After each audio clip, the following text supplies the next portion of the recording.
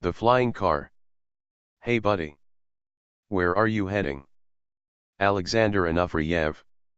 Copyright 2007. The Flying Car Saga. Why do people dream of a flying car? The first and most important reason why people want a flying car is usability, convenience.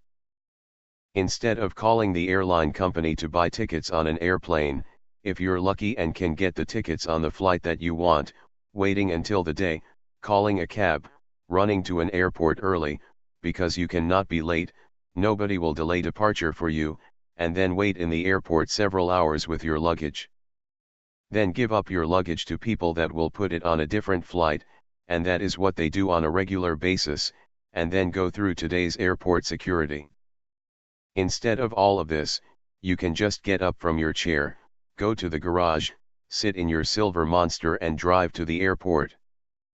People can stop, drink coffee or tea or whatever they drink, stop to eat and look at the beauty. Amazingly, if you want to stop and come back to your house because you forgot something, or, even more amazing, if you change your mind, or the weather went bad, you can go home and plan the flight another day, or night, or any time you want, because you are the boss, you are a captain, and it's your decision. No need to return any tickets, no penalties, free and happy, you are king of the castle. You push the gas pedal and wait for the speed indicator to show takeoff speed, pull the steering wheel of your car, and up to the heavens, closer and closer to the beautiful castles which you usually can only see from a great distance. Fly through them, at 30,000 feet, and now you can turn the autopilot on and relax. When you reach your destination point, a gentle computerized female voice will wake you up and instruct you to take the wheel in your hands. It's time to land. This is the life. The second important reason for owning a flying car is the freedom in choosing your own destination. In the United States alone there are lots of small airports, more than 50,000, where small airplanes can land. A typical airplane that most people fly on, jumbo, is not a small plane at all. So, if you fly from Los Angeles to Miami, you will fly on a jumbo airplane. That's fine. Miami has a huge airport. But what if you want to fly on the weekends from Lansing, Michigan to Delbarton, West Virginia? That would be a big journey. The actual flight, in the air, will take only 2 hours, but the trip to the Lansing airport, the baggage check, security check, departure, arriving in Charleston, WV, closest big airport, cab ride from Charleston to Delbarton, all of this will take more than 5 hours. This is why people often prefer to drive short distances like this. It will take only around 9 hours door to door. Of course, if you have a chauffeur it might be a fun trip, but most people do not, and driving 9 hours straight is tiring. When you actually get where you are going, the first thing you are gonna want to do is sleep. There are no autopilots on our cars yet, and the highways get pretty busy. Of course, if you want to go from Lansing to the Upper Peninsula to fish or go mushroom hunting, forget it. There are only small airports in that area and lots of water. The best probable solution for the UP fans would be a flying amphibian car. In this type of car you can drive into the Lansing airport, or drive out to Lake Lansing onto the boat launch and go into the water, take off, fly about 2 hours, instead 5 to 6 hours drive, land on the water of the gorgeous Lake Michigan or another one of the thousands of bodies of water in this region, and go fishing. You don't need any boat, you are already in a boat, it is your amphibian flying car. The third, for many people this could actually be the first, reason to have a flying car is affordability. Amazing but true. Consider this, if you have an airplane, even a small one, you must keep it in an airport, which probably will not be very close to your home. You must pay a fee for this service, which can make most people say ouch. Most small airports do not have a hangar for your airplane, so your beautiful machine will be out in the open, exposed to all kinds of weather, winds, hail, rain, snow, sun, and of course bird jokes, including a nest in your engine with a family of 7, 5 kids, 2 adults. But if you had a flying car, you could just park it in your own garage, that is it. Your silver roaring friend would always will be with you. No problems with maintenance, fix it anytime you want, take care of it, keep it inside all the time. Or, be more pragmatic, use this toy just as a regular car. Go to the work, visit friends, go to school, or go shopping. You, my friend, have a second car. Flying car creators. 1. 1937, Waldo Waterman Aero. It is a high-wing monoplane, with detachable wings, and was powered by a Studebaker engine. It could fly at 110 mph and drive at 55 miles per hour. 5 aerobiles were built. 2.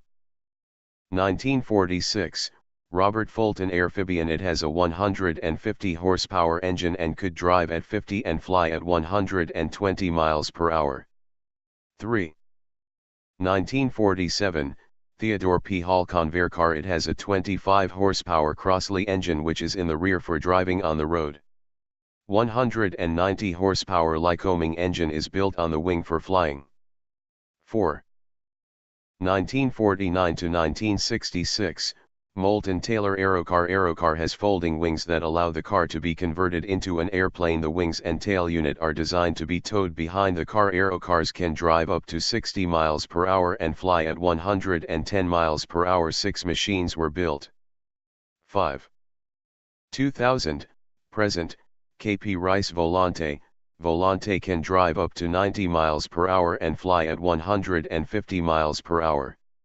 Volante flying car is offered as a kit to home builders. A long way. How come none of the existing flying cars make it to our garages?